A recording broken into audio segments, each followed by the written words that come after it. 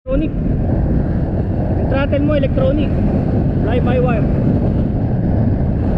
Hindi nakakable. Oo, yun nga. May spare part ka. Parang yun sa volume control yun ang radyo. Pag nagasgat yun, hindi na magre-respond. Bali, pag-aaralan natin yung ano yan, fly by wire na yan. Kasi yan siguro yung pag-asa para malinis yung motor na walang kable, no? Ginawa nilang parang wireless. Sabi mo lang, Berto naman regalo ng kanyang anak ng motor. Hindi, alam mo kung sinong maswerte? Ang maswerte yung gumagamit ng motor nila, hindi yung maraming motor. Kailangan kasi gamitin mo eh. Diba? Pag di mo ginagamit, bali wala. Maraming ganyan. May motor, di naman nagagamit kasi busy.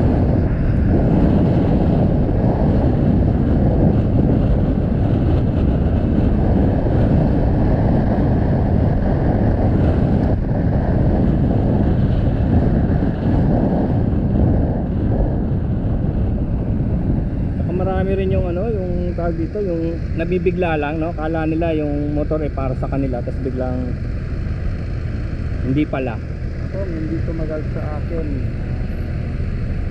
Yung 300 Yamaha na scooter. Oo nga. Yung Rusi na 250. Sobrang laki. Oo, yun. X-Max. Saka yung Rusi 250. Wala pa isang buwan yun, di ba? Kaya hindi tumagal sa akin. Tiniri ka. Hindi, yung ano, yung Rusi. Etong isa, dinaliktad ako nito. Binaligtad ka? Sumemplang ka? Tumagilig ako ganyan ngayon. Ngayon, babaksak eh. Oo. Parang lahat lang ako. Eh, pag babaksak na ako, naka-start ko. Alam naman ang scooter, pag nakano mo yung gasolina. Oo. Nakano mo yung gasolina, biglang sumiko. Sana tayo. Ayan, dire-diretso na lang tayo. Nangyari din sa akin yun, sa ano eh, sa XRM, eh di ba may cambio yun? Naka primera pala. Pag hawa ko, tumalsik, tumama doon sa gate. Sa gate ng ibang bahay. Buti na lang. Pumisit ako doon sa diretso lang tayo. Oo, dire-diretso na lang yan. Kaya lang naka-stop oh.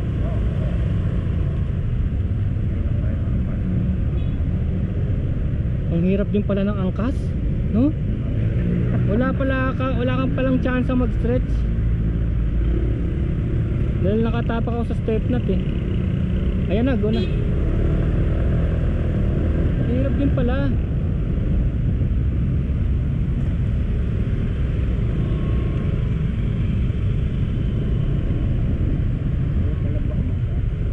Hirap. Kasi pag nasa harap, di ba, na-stretch mo yung legs mo eh. Dito hindi. Hindi rin ako pwedeng umangkas. Ay matras kasi may box.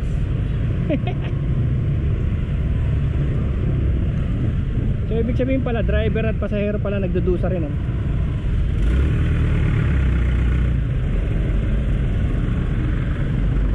Lakas pa ng legs mo ah. Woo! Daddy legend. Sakit yan mamaya.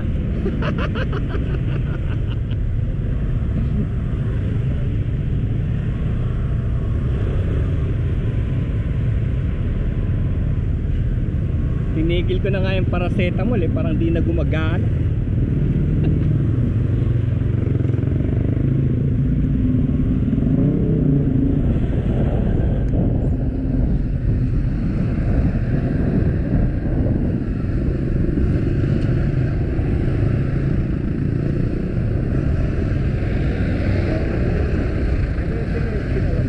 Dire-diretso na lang.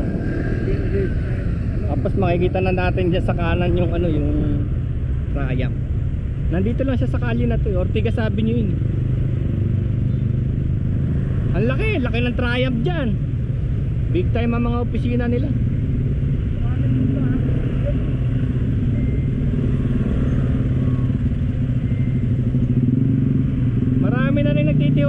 Bajaj ano?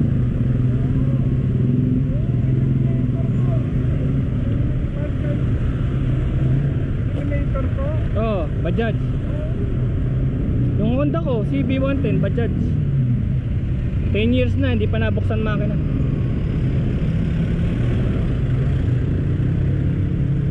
mo na rin.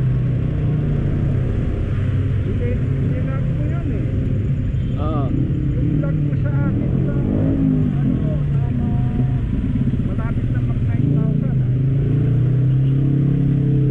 Sunny Legend. Vlog natin yung ano, ito yung tapos yung Rebel, saka yung Triumph.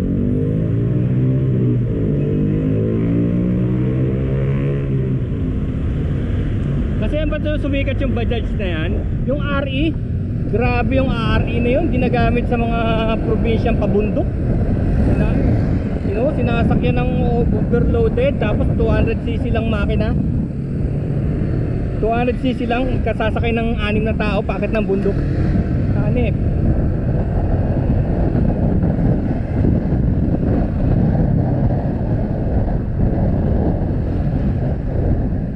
Ganito, Defender.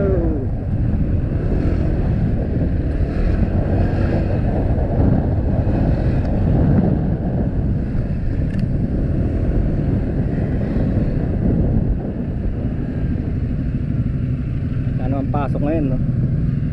Pag meron kasing Lasal, parado sa kabila. Ay, may pulis, oh. Kaliwa ka, baka mahuli tayo. May pulis, oh.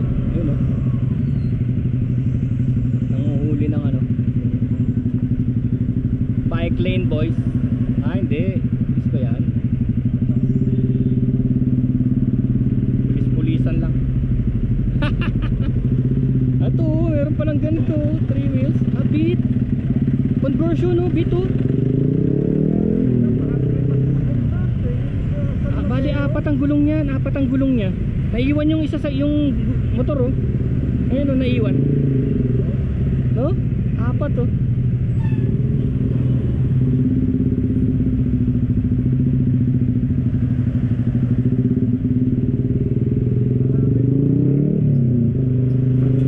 Oops. Munti ka na? Ano yun eh? Ano yun? Yung bakal? Madulas yun. Ay, yung rebar, yung rebar. Kengkoy, no?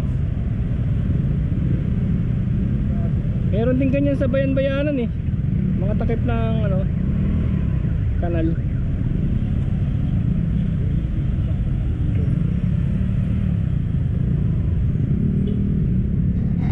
Parang nagpapang-abot yung legs natin, ano? Tumatama yung paa mo sa paa ko, no? O yan, oh.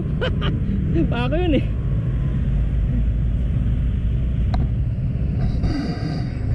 Tapos wala na rin pala akong pag-asang umapak sa lupa kasi nakabitin. Unless ako si Plastic Man, Cyber Alpha.